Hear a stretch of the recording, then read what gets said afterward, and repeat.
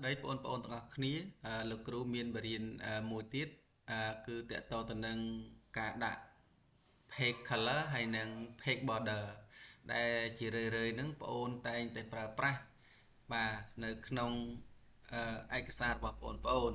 ដើម្បីឲ្យវាមានសោភ័ណភាពមើលទៅឃើញភាពស្រស់ស្អាតអញ្ចឹងដំបូងបងប្អូនបើក Microsoft Word មួយមកបើក Word បាទបើក Word មួយមកបាទបន្ទាប់មកបងប្អូននឹងឃើញពាក្យថា blank document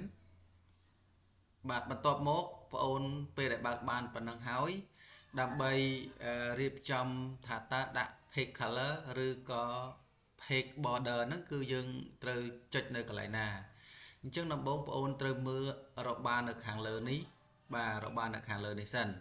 បន្ទាប់មកបងប្អូនមើលមានពាក្យ home មានពាក្យ insert មានពាក្យ design មានពាក្យ layout បាទបន្តទៅអញ្ចឹង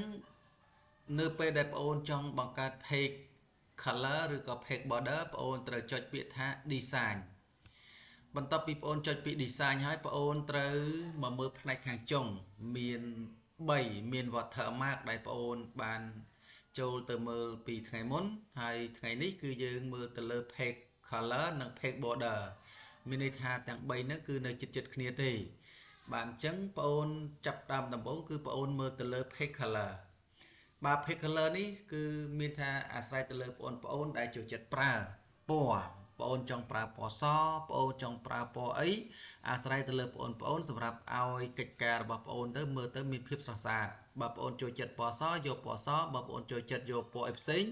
ឧទាហរណ៍ថាពណ៌នេះគឺយើងដាក់ពណ៌នឹងមកបាទគឺអាស្រ័យទៅលើបងប្អូនស្រឡាញ់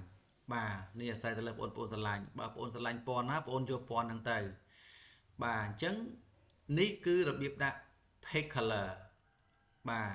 របៀបដាក់ page color អញ្ចឹងបន្តមកទៀតលោកគ្រូនឹងបង្ហាញតកតទៅនឹង page border នៅជិតគ្នាស្រេចហើយអញ្ចឹងពេលដែលបងប្អូនដាក់ page color ហើយបងប្អូនត្រូវបន្តទៅមើល page border ទៀតអញ្ចឹង page border តើបងប្អូនគួរធ្វើយ៉ាងម៉េចអញ្ចឹងដំបូងបងប្អូនចុចលើ page border មកអញ្ចឹងពេលដែលបងប្អូនចុច page border មកបងប្អូននឹងឃើញទម្រង់បែបនេះបាទបងប្អូនឃើញបែបនេះអញ្ចឹងកន្លែង style នេះវាមានកន្លែង style នេះបាទវាមានច្រើនវាមាន none វាមាន box វាមាន shadow វាមាន 3D ហើយនិង custom អញ្ចឹងនៅត្រង់ប្រអប់ទី1នេះបាទយើងមើលកន្លែង box នេះបាទ box នេះបាទវាមានសញ្ញាកាញ់ពេលដែលបងប្អូនចុចទៅគឺវាលោតចូលស៊ុំនេះតែម្ដងនេះស៊ុំនេះបាទស៊ុំនៅផ្នែកខាងស្ដាំដៃបាទបងប្អូនចូលយករូបបក់ខាងនេះគឺវាលោតចូលអញ្ចឹងបងប្អូនអាចមានជំរើសបាទមានយកពីបន្ទាត់2បងប្អូនអាចរើសយកនេះកលាបន្ទាត់3បាទបងប្អូនអាចរើសយកនេះអាធំមួយអាតូចមួយបាទអញ្ចឹងបើសិនជាបងប្អូនជ្រើសរើសយកនេះអាធំមួយអាតូចមួយបែបនេះបងប្អូនរើសបានហើយបងប្អូនគ្រាន់តែយកពាក្យថាអូខេទៅបានហើយចែកសម្រាប់កន្លែងនេះនៅពេលដែលបងប្អូនចុចនៅក្នុងប្រអប់នេះវានឹងលោតចូលនេះអូតូតែម្ដងអញ្ចឹងបងប្អូនយកពាក្យអូខេអញ្ចឹងពេលដែលបងប្អូនយកពាក្យអូខេវានឹងលោតចូលស៊ុំនេះតែម្ដងអញ្ចឹងសំណួរសួរថាចុះបើសិនជាខ្ញុំចង់បន្តទៅទំព័រថ្មីទៀតតើយើងត្រូវការដាក់ស៊ុំទៀតអត់មិនបាច់ទេគឺវាលោតទៅអូតូតែម្ដងអញ្ចឹងឧទាហរណ៍ថាលោកគ្រូចង់ដាក់ទំព័រមួយទៀតអញ្ចឹងគ្រាន់តែបងប្អូន enter ទៅបាទវាលោតចូលទៅទំព័រទី2តែម្ដងបាទហើយបើសិនជាបងប្អូនមិនចង់ដាក់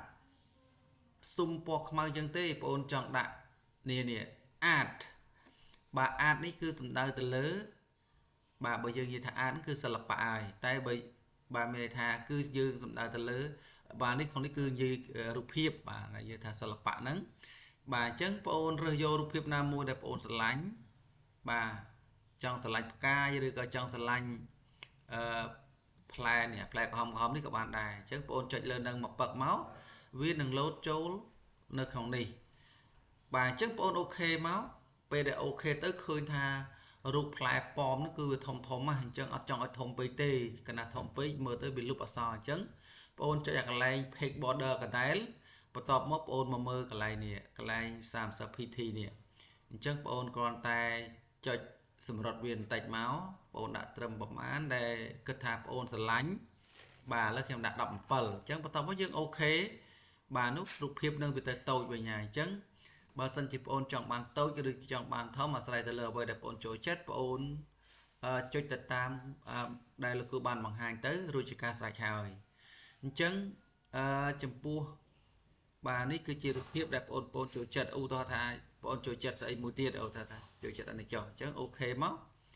បាទវាបានទម្រង់បែបនេះអញ្ចឹងការបង្ហាញរបស់គ្រូតាក់ទងទៅនឹង page color និង page border គឺមានតែប៉ុណ្ណឹង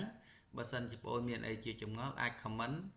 និងអាចសួរលោកគ្រូបានបាទសូមអរគុណសូមជម្រាបលា